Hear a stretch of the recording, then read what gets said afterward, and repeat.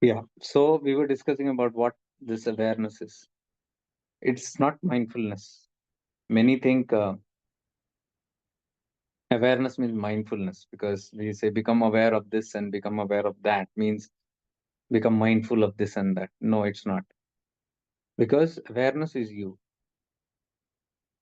I exist as awareness. Now, somebody had asked the other day, I think Anjali had asked, difference between consciousness and awareness.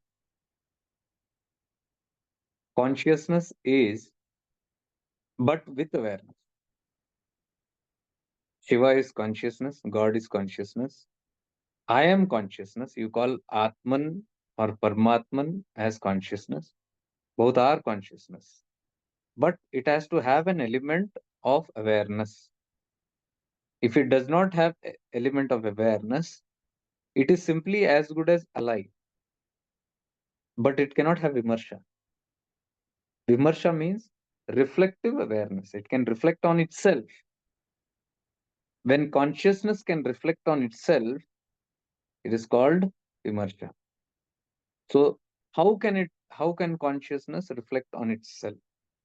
It has to have awareness.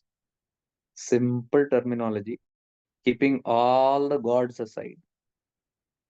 Shiva is consciousness, awareness is Shakti. As simple. I think I cannot make it as simple as this. Shiva is consciousness, awareness is Shakti. That is why Shiva is known as Prakasha and Shakti is known as Vimarsha. Vimarsha is the ability to be aware of itself or anything else. So that ability is called Bhairavi. Consciousness is Bhairava. Now you can understand how Bhairava and Bhairavi must go together. If they are separated, you can understand what happens. They cannot be separated. It is one tattva only. They are one tattva only. That is why we say Sat and Chit, Ananda. Ananda happens when the Chit is able to experience. What is Chit? The extended version of Shiva only. Shiva, through this Chit only, experiences himself. Is that very clear? Any doubts on that? If you have any doubts, you can raise your hand. Because from here we go deeper. You understand the basics and let's practice from there. It will be easier for you. Instead of going to all these concepts, hundreds of concepts, कहाँ अर्धनारेश्वरा, कहाँ Brahma, Vishnu, Mahesha, कहाँ Shivas again, 5 forms and 10 forms and 20 forms and hundreds of gods and deities. Instead of getting into all this, simply understand what is these two tattvas. What you call as Shiva, that is your Shiva. Okay, your personalized Shiva because you are born in a certain religion and you understood Shiva as that personality. Whereas it is not a personality, it's simply consciousness.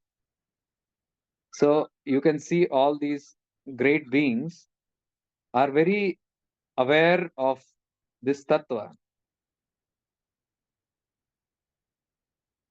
They are aware of this tattva called consciousness. You can see the Western world are talking about consciousness. You can see all the Western guys, the light workers and all that. They are not too crazy about gods. And it's not that if they don't take the name of Shiva, they are going to be cursed. That is a belief system. Muslims believe that until they take the name of Allah, he is going to be angry.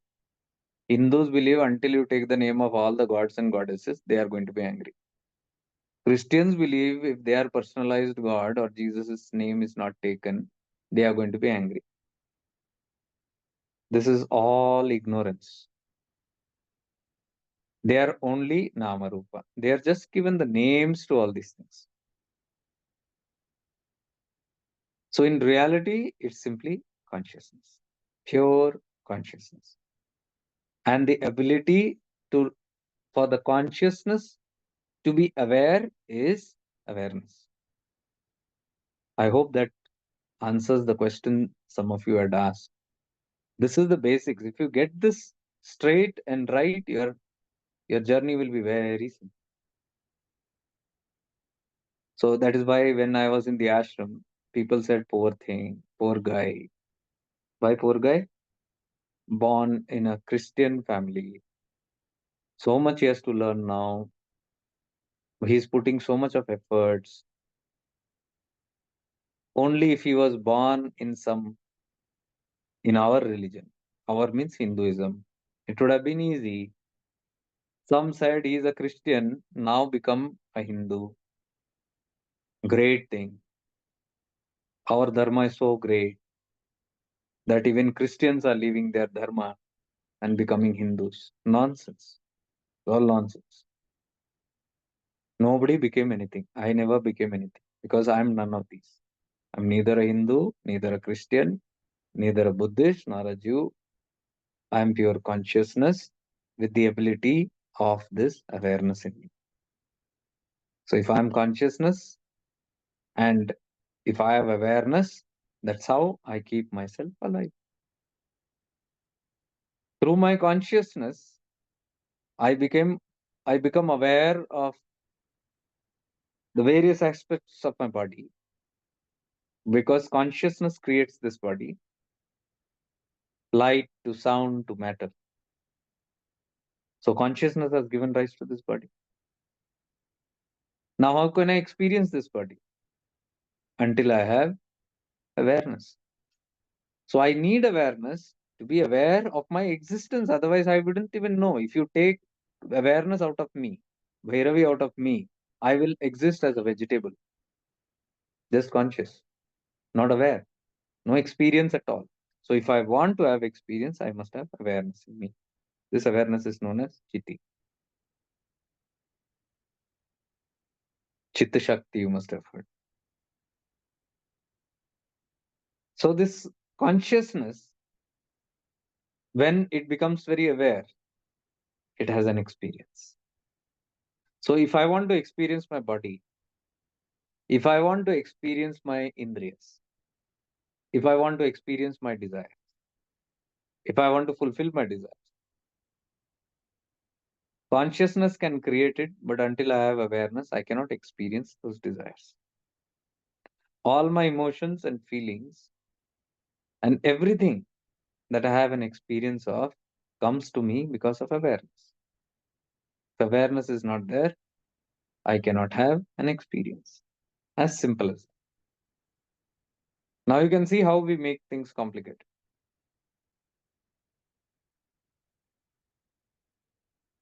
Consciousness and awareness are one and the same. They're not different. Like milk and its sweetness. Vedanta says. No difference at all. Both the same.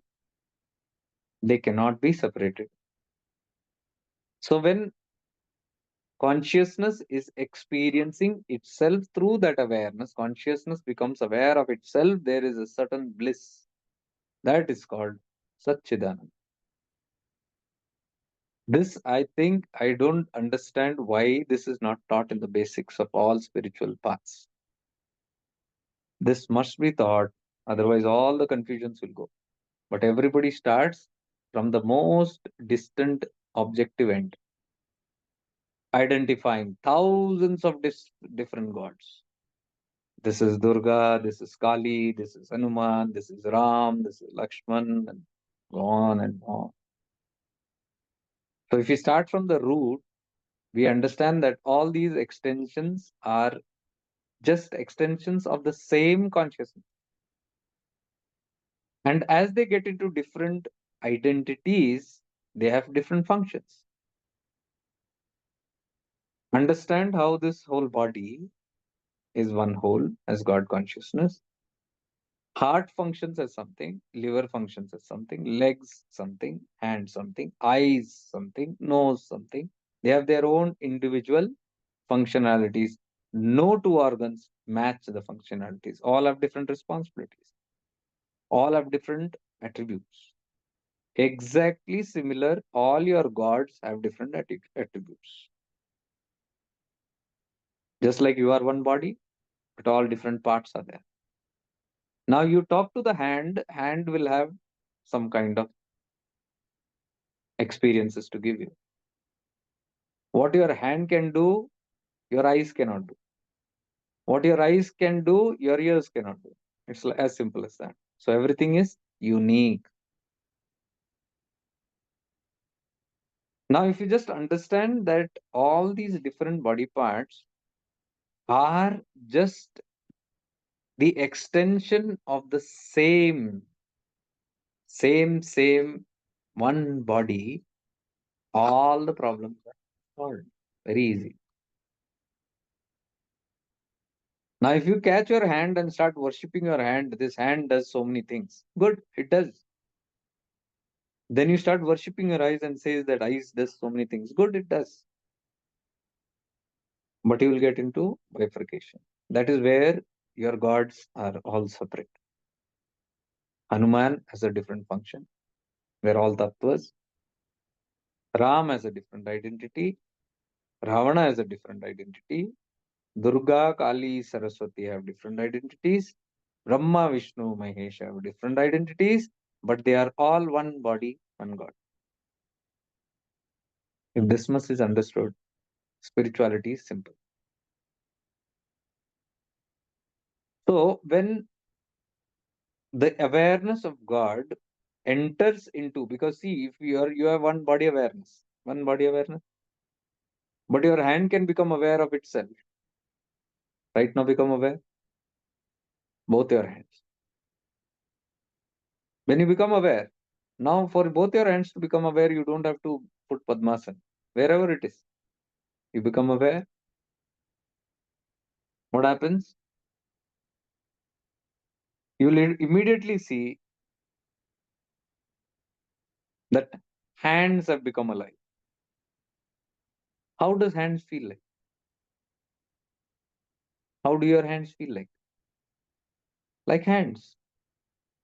When you become aware of your hands, you are aware of what your hands can do. Now you become aware of your feet, both your legs. When you're aware of both your legs, you are aware of what your both legs can do.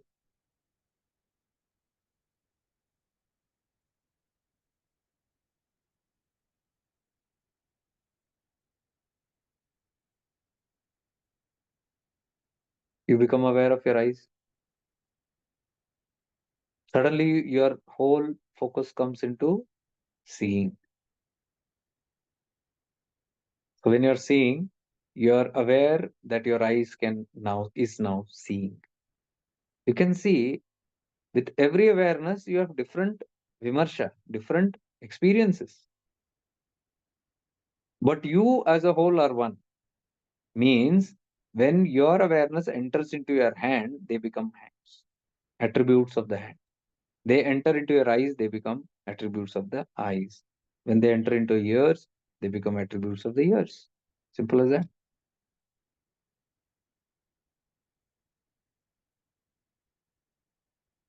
Exactly, that is how your gods function.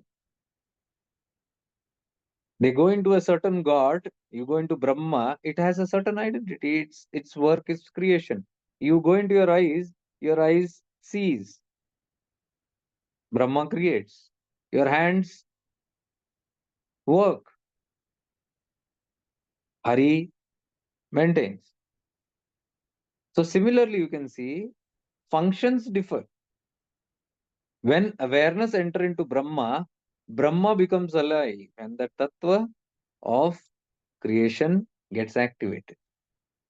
When the awareness enter into Rudra or Maheshwara, Shiva becomes active. And then Shiva does his work. Whenever awareness comes into that zone, it becomes active. It's just like when awareness enters into your ears, you become active. Yesterday you did that. When you become aware of your hearing, what has happened? You're having an experience of the ears. So ears are doing its function. Every gods are doing this kind of function. Now, what is your problem is you catch the hand and start worshipping. You catch the eyes and start worshipping. Whatever is your need, whatever is your desire, whatever experiences you want, that kind of gods you'll get attracted to. If you want too much of energy, too much of power, too much of protection, too much of whatever, then you get connected to Hanuman. Basically, it's your desire. So when you get connected to Hanuman, there is a certain awareness that you are interacting with. But the whole idea is whose awareness is there? Who created Hanuman? Same consciousness. Who is taking the function of Hanuman? Awareness of the same consciousness.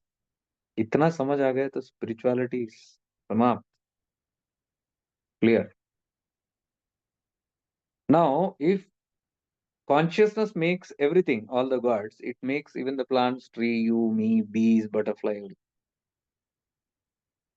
Now, if consciousness extends into Hanuman and takes the role of Hanuman, or enters into Hari and takes the role of preservation, it enters into a butterfly and takes the role of a butterfly. Where is it difficult to understand? That it enters into you and takes a function of you, your identity.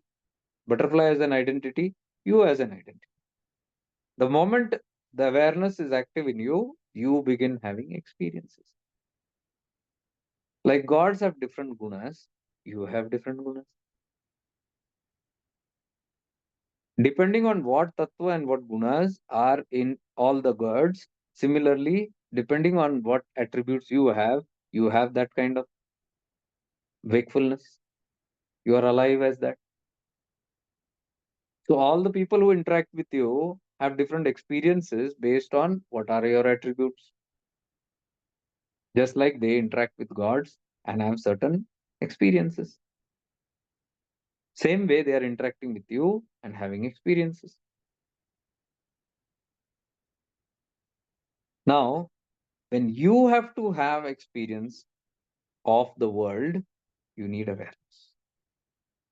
So, till the awareness enters into you, the personality, you cannot have. That is why you can see when awareness is withdrawn at night, you are simply a vegetable, simply consciousness, no awareness, nothing you know about yourself. Can you see that? It's very beautiful to understand who am I in that manner. So I am consciousness with awareness. And that is exactly what Shiva is saying in Shiva Sutras. You experience Shakti, you are experiencing me. They're not different. Means what? Translated. Shiva says, when you experience Shakti, it is as good as experiencing me because Shakti is me only. Now you understood it. I am consciousness and my awareness is Shakti, what he's trying to tell. So whenever you connect to Shakti, you are connecting automatically to Shiva. In different words, whenever you become aware, you are activating your Shakti. You are activating the Bhairavi. So my Bhairavi nature is to become aware. That's what I'm trying to explain. This is not mindfulness stuff. It's very deep. You are consciousness and you are the consciousness that is aware. So through awareness, you are even able to realize I am consciousness. The day you realize fully through your awareness, I am consciousness, Shakti has realized Shiva, and that is known as self realization. Simple. That is why what we are practicing here, shifting into awareness, simply means shifting into the Bhairavi Tattva. Why? Because until the Bhairavi is active, it cannot realize the Bhairava. So first I have to activate and become aware of my awareness nature. nature of my awareness.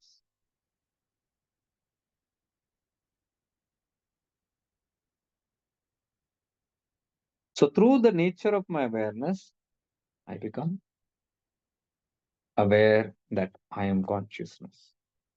But it's not so easy to just realize I am consciousness because my awareness is very dull. Why is my awareness dull? Because my intellect is dull. Intellect is awareness. The more brighter, purer your awareness, your intellect, the more you are aware. That is why the whole aim is to sharpen the intellect. And to sharpen the intellect, we are doing all so many practices. All the practices here that we are doing yesterday, day before yesterday, whatever we did, it is to sharpen the intellect. Because if you sharpen the intellect, your awareness will widen. When your awareness widens, you are getting a grip of Shakti that you are. When you get a grip of the Shakti that you are able to experience life in all manner, in a very deep awareness. So the first step is to activate the Bhairavi through these practices. Shifting into awareness. So many practices are there, multiple practices are there. Yesterday, day before yesterday, we did all those things. First is Indriyas, because when I become aware of my Indriyas, who's becoming aware? Consciousness through the Indriyas. So, what is that nature that makes my Indriyas active? Bhairavi. That's awareness. So, with becoming aware of every tattva of your existence, I'm the body, I become aware of my body. I'm activating the Bhairavi in my body. I am aware of my intellect, my mind, my thoughts, my emotions, my feelings. Who is doing that? Bhairavi. You're activating simply the Bhairavi. So the more you keep on activating this Bhairavi Tattva, it keeps expanding. And then finally, when you have a good grip of this Bhairavi, when you have activated and made it Jagrat, then the Bhairavi is used to merge or become aware of Bhairava. When your awareness is so widened, then when you practice awareness of the consciousness, when awareness is aware of the body, of the mind, intellect, this part, that part, koshas, outside world, the thoughts, the mind, all these things it's getting aware. And then finally it becomes aware of itself. It realizes that I am consciousness. That is known as self realization. I think, in very simple words, I've explained what the whole journey, what we are talking here about. The more we become aware through these practices, the more you're activating the Shakti aspect. From this angle, you can understand that what you call a Shiva and what you call a Shakti and all the gods and deities are simply concepts that are trying to be explained in this manner. And when you go very objectively, it is very difficult. You'll only end up singing bhajans. Think of all the bhajans you sing. Who are they? Here we are talking about leaving everything and going to the source from where all the gods and goddesses come. The day you are able to realize this and all your interest goes towards the source, you'll drain out from all the manifestations of the source. They're all manifestations of the source. That is why Shiva says in Devi Kalotra that give up all your gods and deities. Simple. Because they all come from me. Sarva Gyanotra says. They all come from me. Give up all the different lokas and the people there, the great beings. They all worship me only.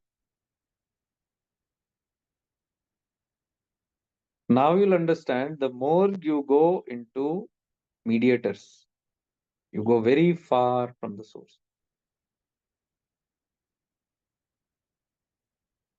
Even the guru is a mediator.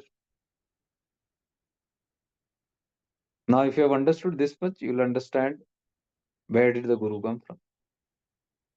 Is he separate from the same single consciousness? No.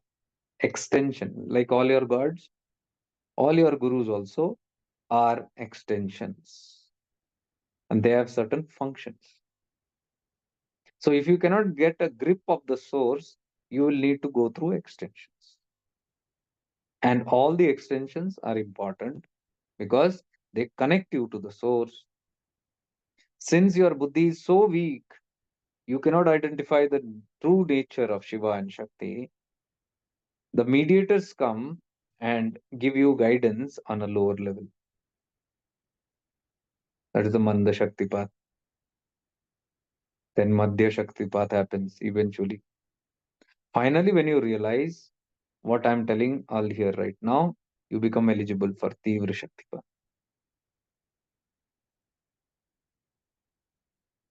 So this is in a nutshell what I'm trying to tell. All this is just in a simple nutshell.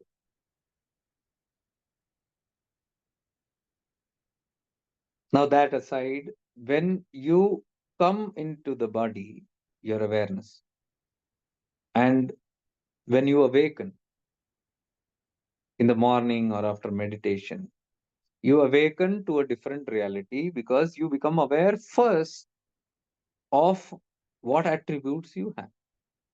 You're not aware of yourself at that time because there are so much of attributes. Kachada bahut hai. Too much of karma, too much of logic, too much of concepts, too much of beliefs, too much of samskaras, too much of all those conditionings, patterns which you have gathered from all the false knowledge, lifetime after lifetime.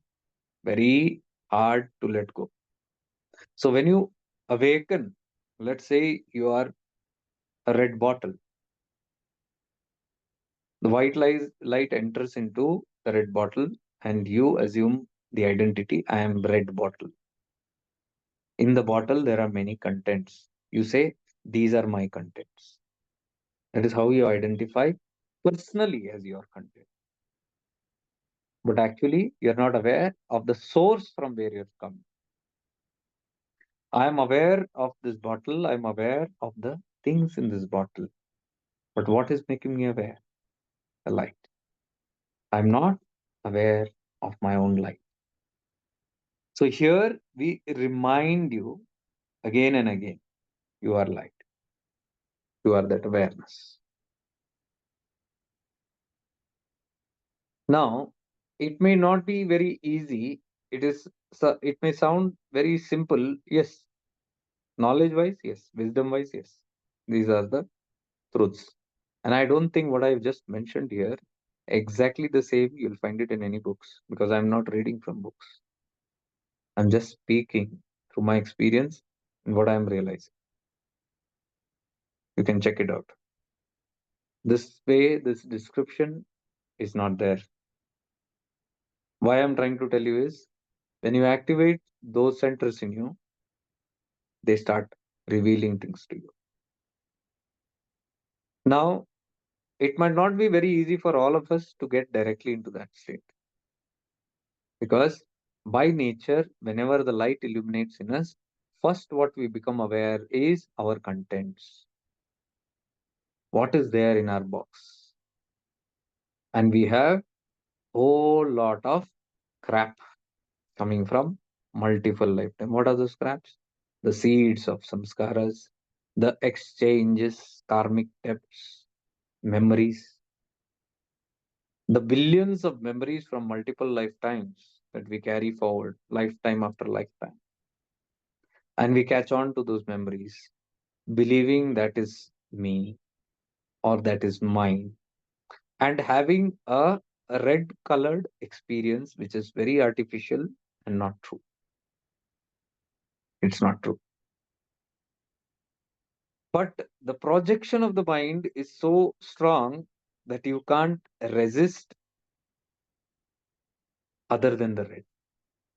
That requires some amount of purification or a good amount of purification. For that kind of purification are yantra, tantra, mantra. After you do it for a certain time, purification happens. With that purification, you start understanding now because your viveka is activating. Now you see very easily what is real and what is false. A viveka. When your viveka activates, that's what's happening. You're able to see everything as it is without being polluted by your mind or ego, without being polluted by the contents, without looking through these multicolored layers of my memories and samskaras. So if I remain in my same old samskaras, I am not different from an ignorant person. What makes me different from an ignorant person? What makes me say that I'm awakened? The awakened will see the dramas very clearly. It is from this point that I'm speaking because their awareness is active and they can see through the falseness of their own minds. To what extent and to what extent not. But some of these samskaras can be very overpowering because they are coming from multiple lifetimes. That is why the paths say give it completion. Because what we accumulate from multiple lifetimes, because we are alive in this body just to give completion. That's all. If we don't complete it, we give it a carry forward. Completion doesn't mean the way I want it. Many times we feel like, oh, I have to complete it. My project. I have to complete my project. So the way I want it. No. The way it is supposed to be. Because again, Upadesh Saram, I do not give completion according to my will, is what Upadesh Saram says. I make an effort because that effort is coming from the consciousness that is trying to give it myself a completion. The whole process of me following my desires are nothing but to give completions. Why? So that the moment I'm completed, I begin moving towards my true nature. With this kind of deep awareness, when we work, when we say I'm giving completion to whatever comes forth to me in so called fate or destiny, I'm destined to go through those experiences. And then I give my efforts to those experiences, good, bad, ugly, and then accept the way it is. Why acceptance? Acceptance simply means I'm ordained a certain karma phala, the fruit, depending on the multiple lifetime histories, Akashic records. So the cosmic intelligence, Urf God, decides it. There is no personalized God. When we say God is the ordainer, it doesn't mean it's a personality sitting there and doing something.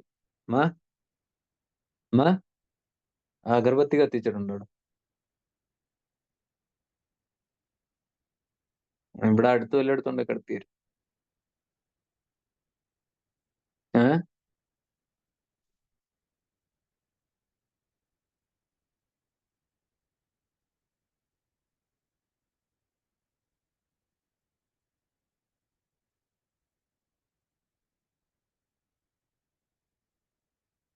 So I live through those experiences because I want to give it a completion. That's what spirituality is trying to make us do. I have to understand I have taken this Janma because those bijas are not yet completed.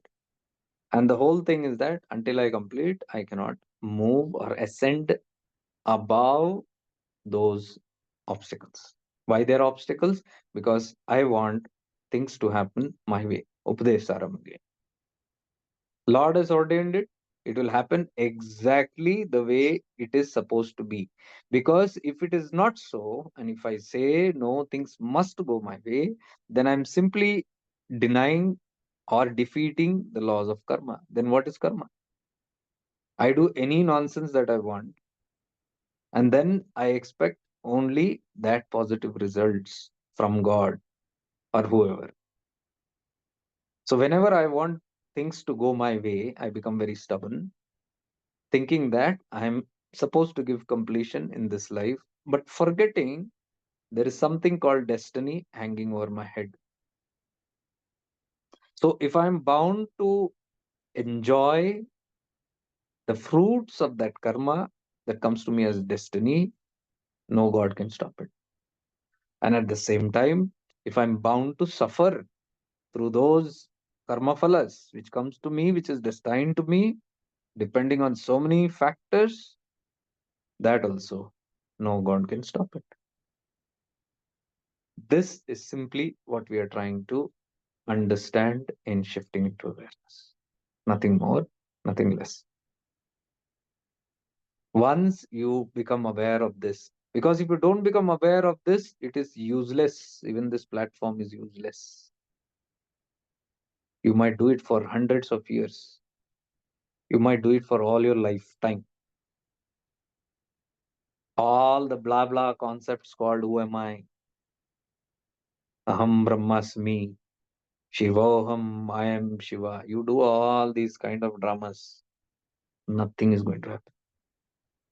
Because all the people who do this without understanding the fundamentals of spirituality are bound to only still suffer despite doing the best of spiritual practices. Time to get over the foolishness or time to remain stuck. Choice is always ours. No one can deny. Or, but I want it my way. Then you are denying Upadesh Saram, or I'm not telling Upadesh Saram is a scripture you need to understand. You just look into your own life, sit in awareness, and study your own life from your childhood till now. Do you really think things go according to your way? Really think so? That is the biggest illusion because you have not sat and reflected on the truths. There is a certain way life is working around. Not all in my favor. Not all that I want happens. Some may happen, some may not happen. So when I am focusing on certain things in my life to give completion and it happens, I say, I did it. I am the creator of my own destiny, which is crap on a certain reality. You are certainly creating that through your efforts, but that effort is coming as grace. Is a karma phala. You are destined for that karma phala. So you are getting efforts in the right direction and you get results. But if your karma phala says something else, whatever efforts you make will go into failure. So the resistance in accepting what doesn't work for me is what is translated here as suffering. My stubbornness, my ego, my suffering. My realization, my awakening, my wisdom, liberation. Very, very simple. And these are for mature seekers. Who are mature and immature? Immature are the ones who deny this and still live in ignorance thinking whatever the projections are, life is going to go in that way.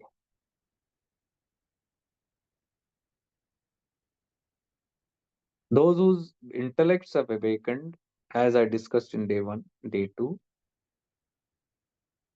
They do not deny anything. They do not deny about destiny or fate, and they do not deny about their ability to create. There is no one belief. Yes, you are a creator. I always say, yes, you are the creator of your destiny, but you are the creator of the destiny that is already destined to you.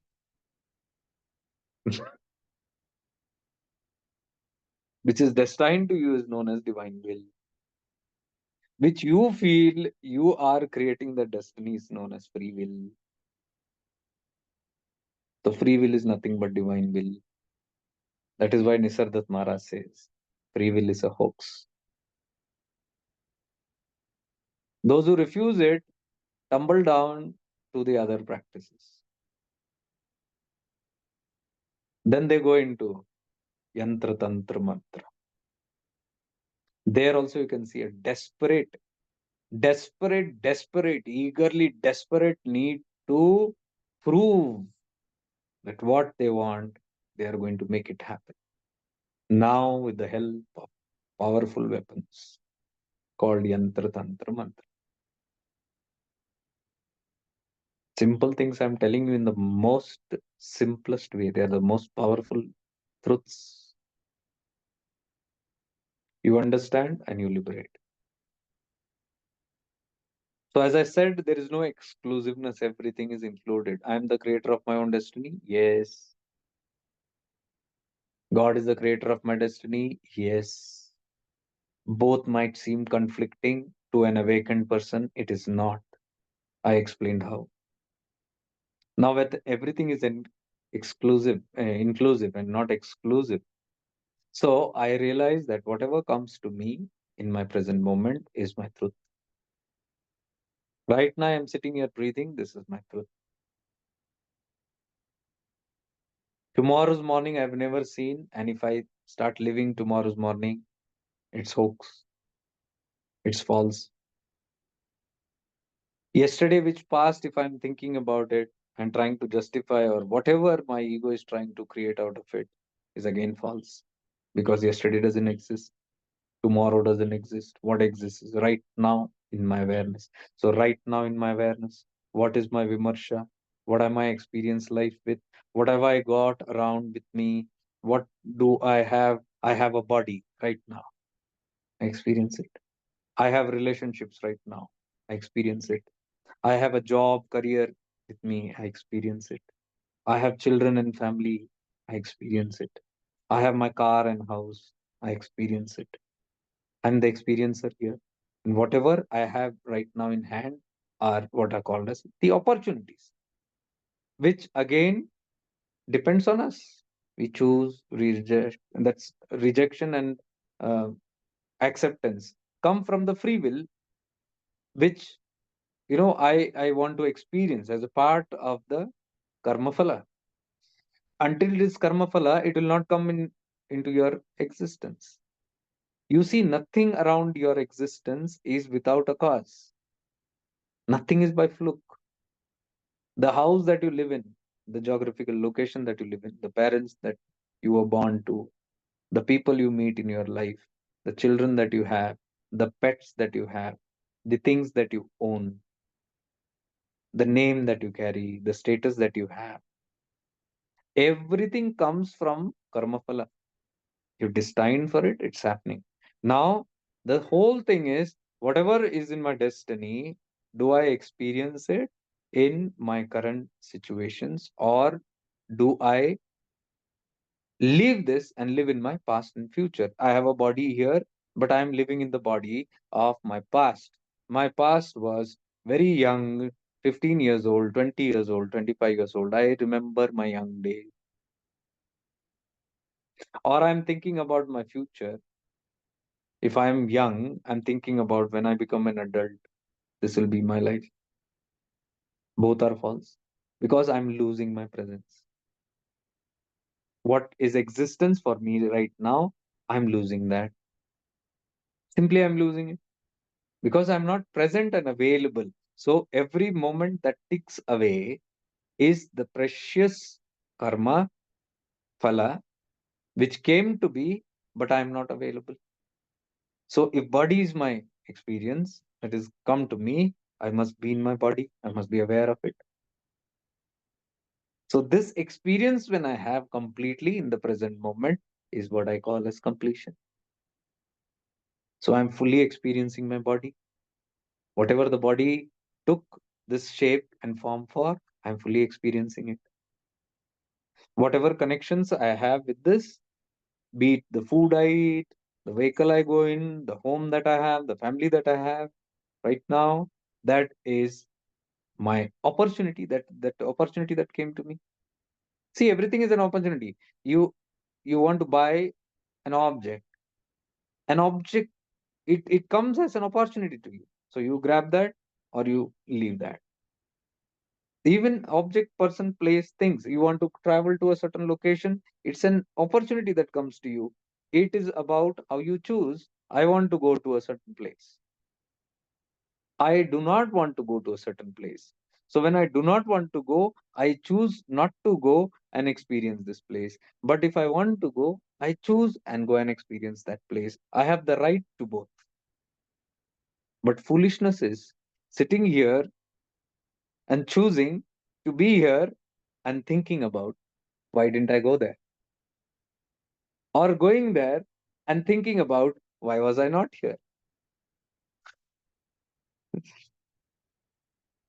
So completion simply means being in the moment and what life offers, accepting it. That is why we so many teachings are revolving around acceptance, live in the moment, go with the flow. You must have heard all these things.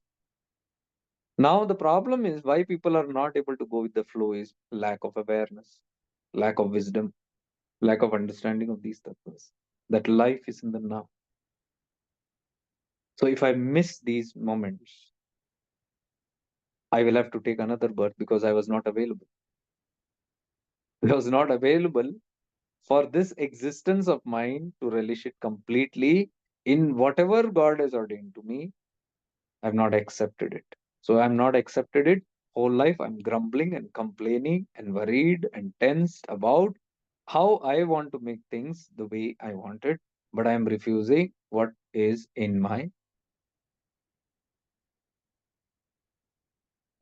existence. That is why they say live in the moment, live in the present moment. Because what is present, that is going to be available. Now, what is present? Present means presence. Why do I miss my present? And why am I in my past and future? Because I'm not in my presence. When I am in my divine presence, I can experience this, what I explained, the whole present as it is. When I'm completely in acceptance of my presence, I relish whatever comes to me as prasad. That's the good. Because there is no raga dvesha. There's no craving, there is no rejections. It is simply there. So if I'm sitting in this house right now, though I may not want to be in this house,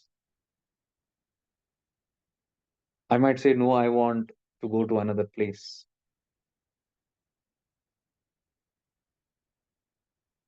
and create one also. And there's no problem in creating.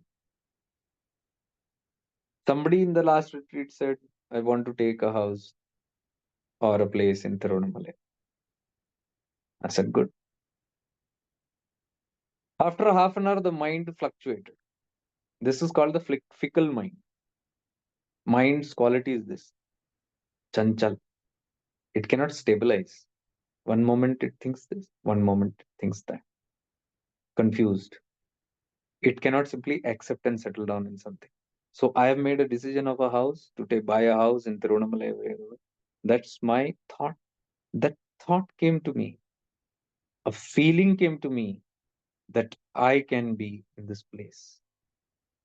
So everything that comes to me as a feeling and emotion is not false. It's coming for a reason because if it doesn't have a cause, it cannot come. It cannot just randomly come into my head. So where we get so much confused is not understanding this because how the divine will works through free will. What is free will? I use my head, I use my logic and then plan and then execute. But then who's giving the light into those thoughts? Where are those thoughts coming from? Why certain kind of thoughts are coming? So those thoughts are coming so that you can think about it and create, manifest. Because whatever the mind thinks, it manifests. So thought came about something. It's a valid thought. That is why I never deny my thoughts. Whatever comes into my aura, I never deny it. Because I don't want to create with my own head. I live a life where I don't create with my own head. Whatever thoughts or feelings come to me, it comes from a divine zone and I accept it. That's how we execute. So I said, okay, if that thought has come into your head, maybe it's the reason, you go ahead. But the next day, mind change. I don't think it's this way. Why? I asked. Jacob bhai, ये सब desires है. I don't want to get into new desires, stuck into new desires. Now this is one big problem again. Who told you this? Probably your old teachers or some books, your own ideas. That this desire can make me stuck. How can desires make you stuck? Because you are living to execute those desires and give it completions. So desires are bound to come till the end of your life. Oh no, but I'll get carried away with that house. How can you get carried away? You cannot get carried away. It's coming for a purpose, you because that's how you're going to live your life. And if you want to live a life, the divine plant something into your head and you execute it, you're following the divine will. You put your own head into it, that is called your free will. And you start deciding. So if you're confused, I said, wait for a few days, settle down for a few weeks and contemplate. If that's a very persistent kind of a thought that's coming again and again, then relate it with your experiences and then take a decision.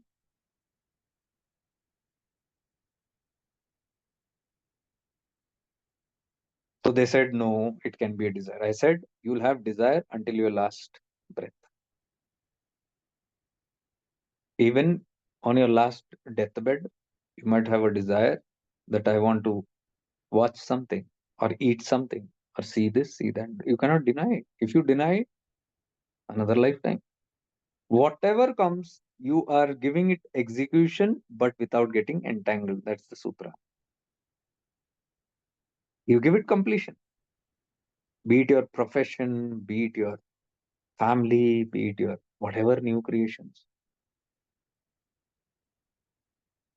You give it completion because if you don't give it completion, it will haunt you to death.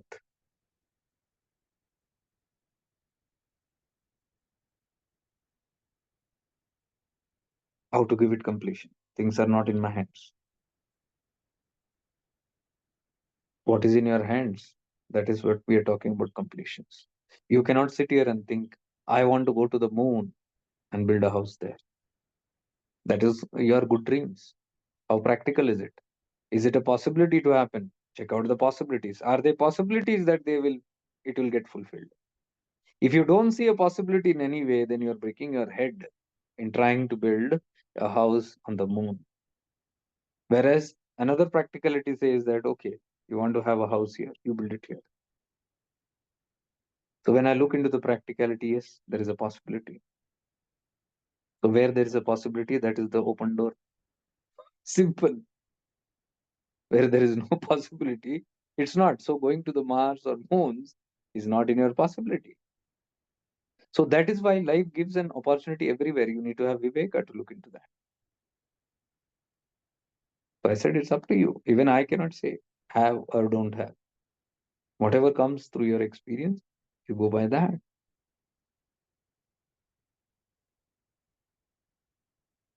So the desire to own something or have something cannot make you stuck. Please understand. Because the moment you try to reject it and say, no, this will get me entangled, that will get suppressed, and it will keep shooting again and again, those things. Because you have not given it a completion with clarity, seeing that is it going to work or not?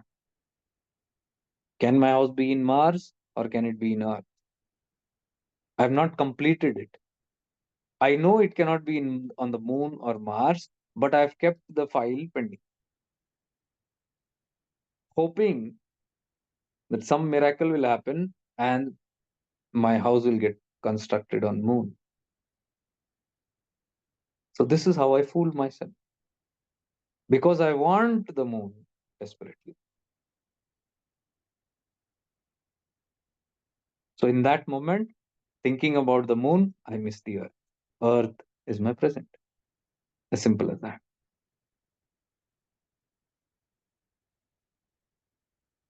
Now, all these creations and all is just the craving of that Shakti aspect, desires. The consciousness itself wants to experience it through that object, person, place, thing. Through that, have an experience through the Indriyas, through what we call as the faculties of the mind, feelings, emotions. You interact with it and then you give it a completion, pain or pleasure. So you interact with somebody, something, you get pain or you get pleasure, part of your karma. Enjoy the pain as you enjoy the pleasure because you are giving it fulfillment. When you suffer through it and you know you are suffering, not without a reason, for a reason, you are giving completion to it. But if I suffer without knowing this, there is no end to that suffering because there is no completion. Completion means understanding this. Okay, this is destined for me. Let me suffer. Or this is destined for me. Let me have the happiness of it. I choose through my happiness or my sadness. Sadness also is not bad. You must navarasas. I often have told this. Experience the navarasas of life. You can experience your tears. You can experience your joy. You can experience your laughter. You can experience your crying. You can experience your anger. You can experience your love. You can experience your courage. You can experience your fear.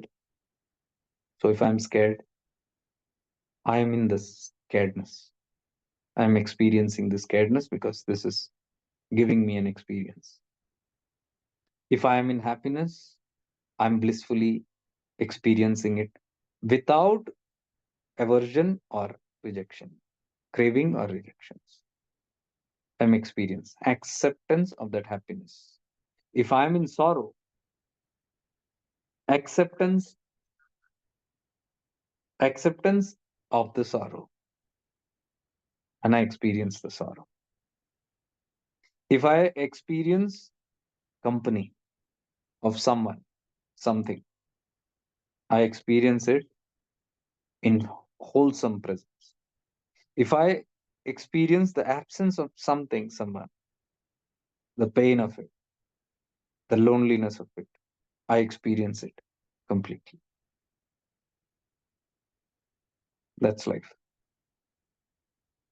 That's what we are talking about awareness here. We are not trying to mold this or that.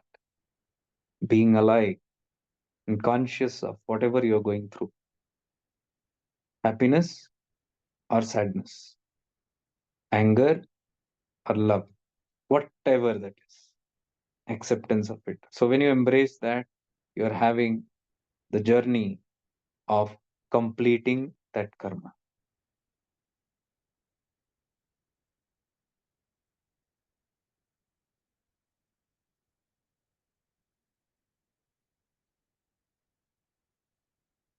Hope this makes sense.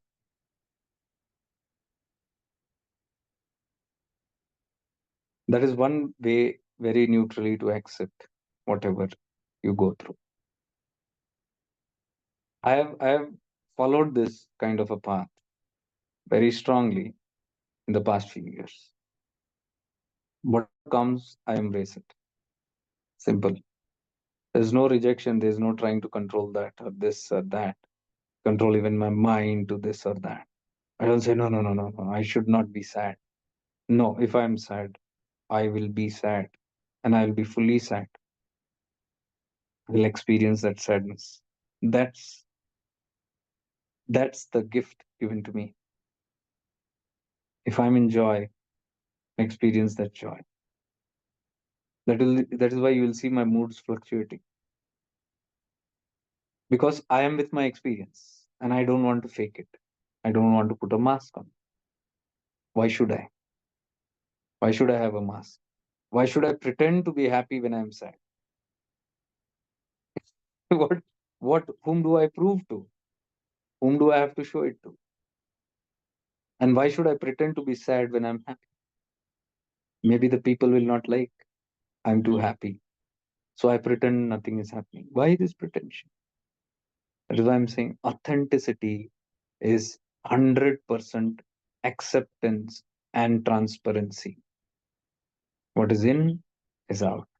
So you'll always see me expressing whatever on these platforms, what comes into my mind without filters. Even if it might not sound good to some of us, when I'm speaking some truths, it might not sound very nice, goody goody, but still it flows without thinking of any consequences. So that is how I keep expressing whatever it is as it is, and I'm not scared of it. What I speak to one or two of you also, if the need be, I can proclaim it here on live also. I don't care. I'm not worried about it because there is no status to protect. There is no mass to protect. This is how I am. And this is what I inspire people to be. Be who you are, irrespective of how the world accepts you or rejects you. So when you come into this kind of a freedom, it's called freedom. You're free. So if I say something, I'll have no shame. I'll not hide my face. I don't need to. I'll not hide it because I'm authentic in what I said and I mean it. If I mean it, I mean it. So there is no second thoughts about it. So there is no question of me playing any hide and seek. Hide and seek means I'm still not able to come to terms to what I have thought or felt or said or done. So I might have said, felt, done, vibrated in a certain way, but now I pretend I'm not that. This pretension is what I call as the masking, the hypocrisy. You have to rise above hypocrisy. Then you're authentic. Then the path is authentic. And path will become just beautiful, whatever it is. That is called experiencing life to the fullest, that you don't have any regrets about. If you have any questions, you can ask here, and then we'll do a small practice.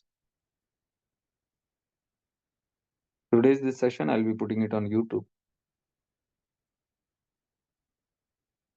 because it explains what the whole platform of shifting into awareness is. People must know this is what we are doing here, including all the seekers. We should have clear idea and not be deluded. If you're deluded, you'll go on doing all the practices like you have done hundreds of practices and there is no end to it. We must understand. Then after that, we can talk about self-realization. If this is only not clear, self-realization is not possible. Because these completions are not there, how are we going to move towards the self?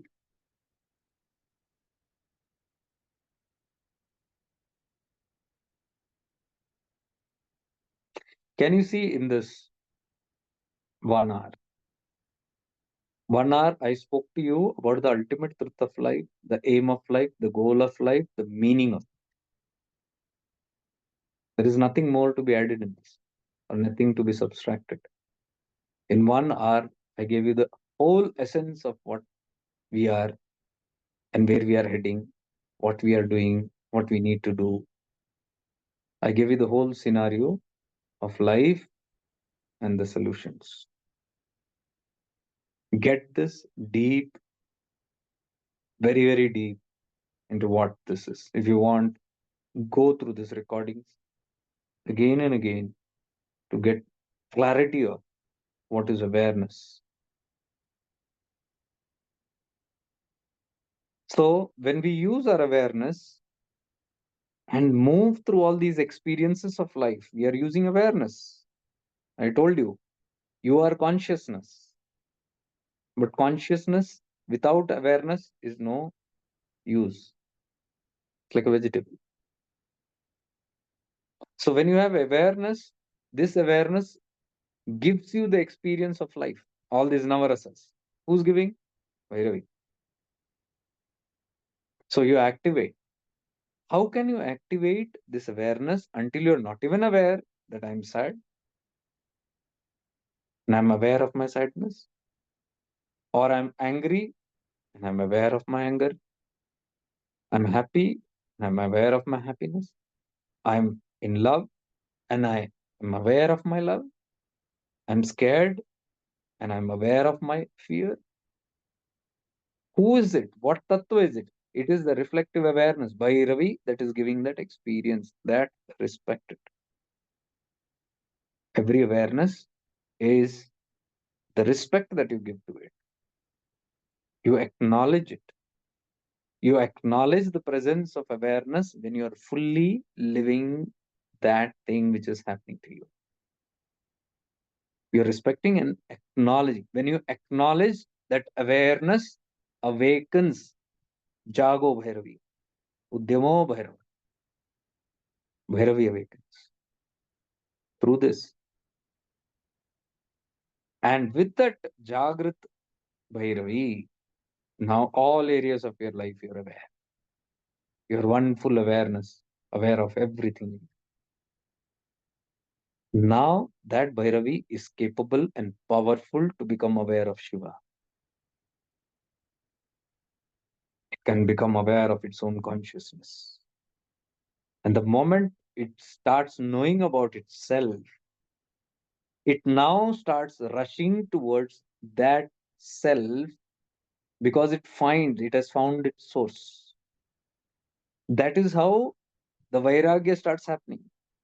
Because Bhairavi has acknowledged and found the Shiva, which is the true nature, what it pretended and thought it is in these things.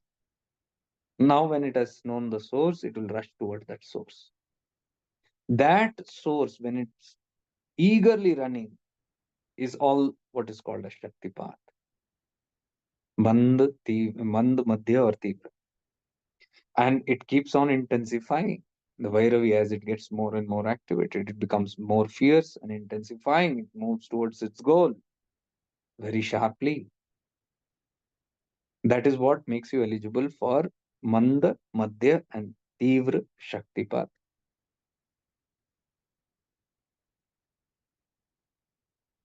Now, if your awareness,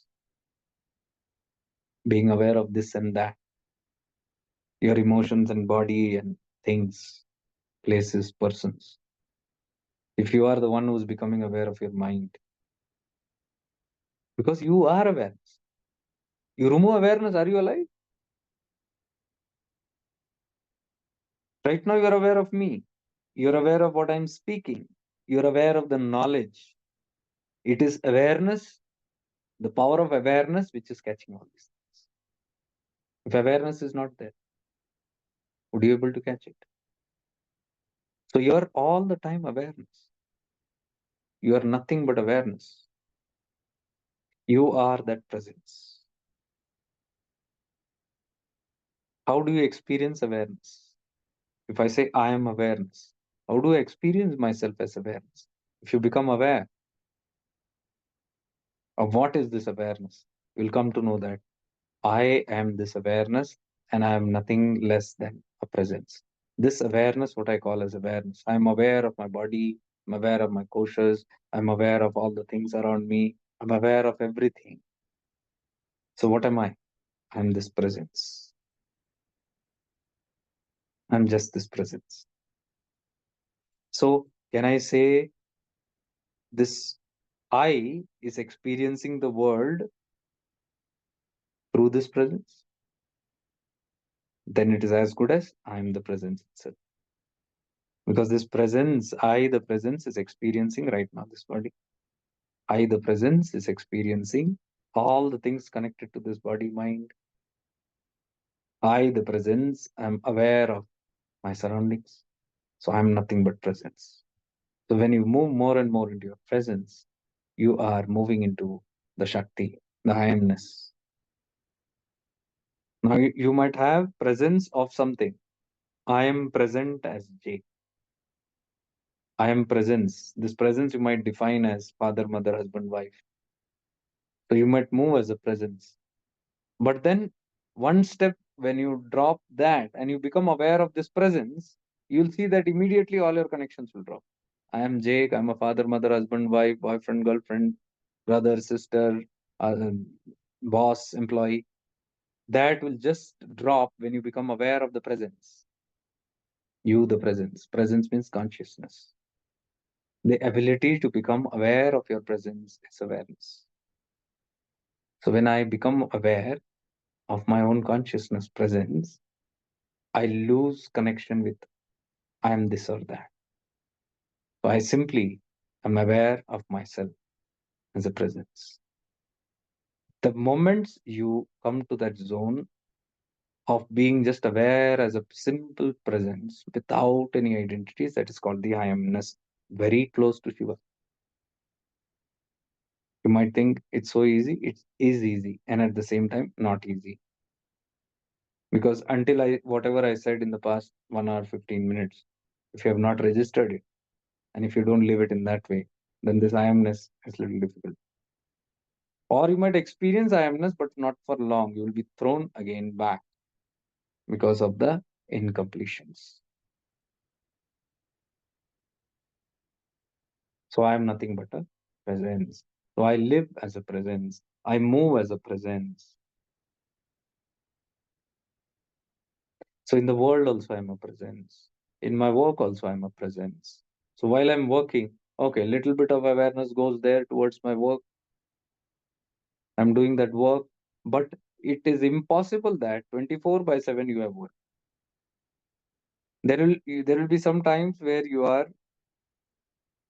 like for example, driving.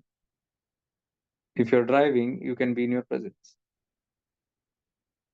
It's not that if you move into your presence, you're going to bump into something, because your presence is experiencing the bodies and indriyas also at the same time.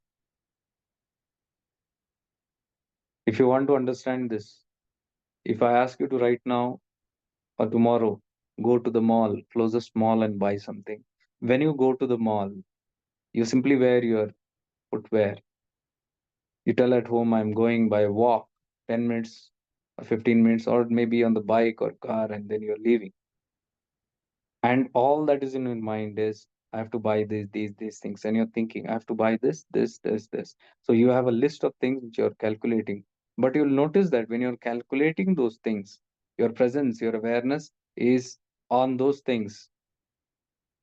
Now you're deeply contemplating on, I have to do this, I have to do this, I have to buy this, I have to buy that.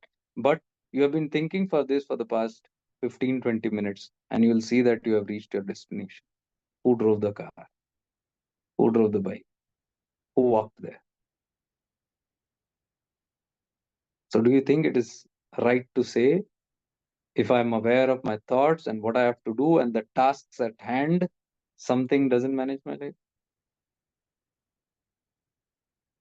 That is where you have to come to realize. Those things you have to realize practically by doing it practically. We do it, but we are not aware of it. Every time we do it. So today's session is to ask you to be in presence. Day before yesterday, we discussed the Indriyas. That is one way to get into presence. But if you are practicing that, you'll be able to get into presence very easily. Now, I would like you to practice these, what we are talking right now here, for a couple of days, good number of days. I would be silent for some time. Do these basic practices, because until you get rooted in these practices, it's very difficult to go ahead. So why not spend time doing these simple practices? Move around as presence and experience every emotion, every experience that comes to you as presence. I'm going to do the same in my own way. Whatever I'm experiencing, whatever I'm going through, I'm going to relish it. So you also can relish it. So whatever tasks you have in hand, I have my own tasks in hand. I'm going to go about doing it. My basic tasks are these posts only. So that also I've done like almost 1.5 months. I've fixed it. So no headache for me. Every day sitting and posting. So I have enough schedules put there, so I don't have to bother into the Facebook and things also. So that I can look into the things that I want to look into in my life. That's how we can organize life. You know, you can organize your life in so many different ways, but you do not lose the essence of what you are here to do in the entanglements of things that are not in your hands. So I would suggest to live more in awareness, which I call as presence. And for that, you have already done enough. I just reminded you. And if you have done it right now while I'm speaking, good. Because my satsangs don't teach you meditations. Satsang itself is a meditation. If you have not, you have missed it out. I leave this recording to everybody for another one day. Everybody will have, so that you can go through it, process it, and apply it into your life.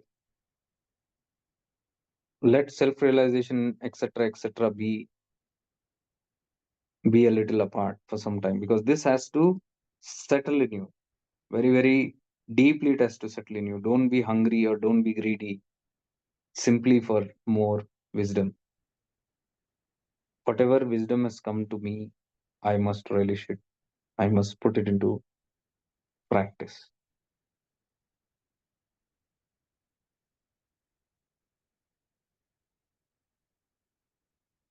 Yeah, Vani. Vani, as you said, yeah, they're all good words, but not really until it is practiced. We might come back again after 1 year and say good words. That should become our practice. What we are trying to say is put it into practice.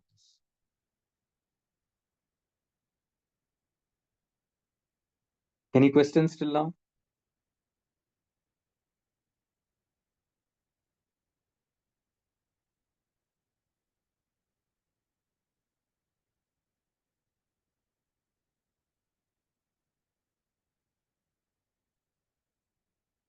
Smita जी सो गई.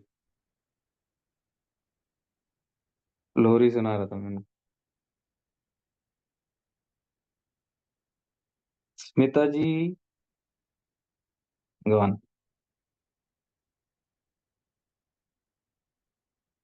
So many of us may be blanked out. If you have been listening to my words and practicing, you'll experience deep stillness. You would have experienced it. If you have missed it and you're very curious with your minds, then you can look into the recordings once again.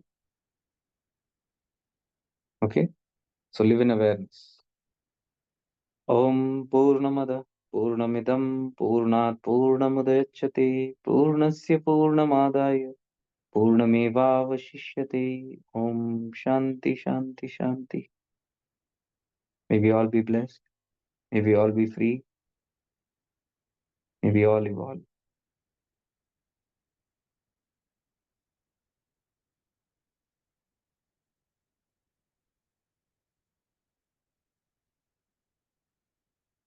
Okay, stay blessed then. Bye.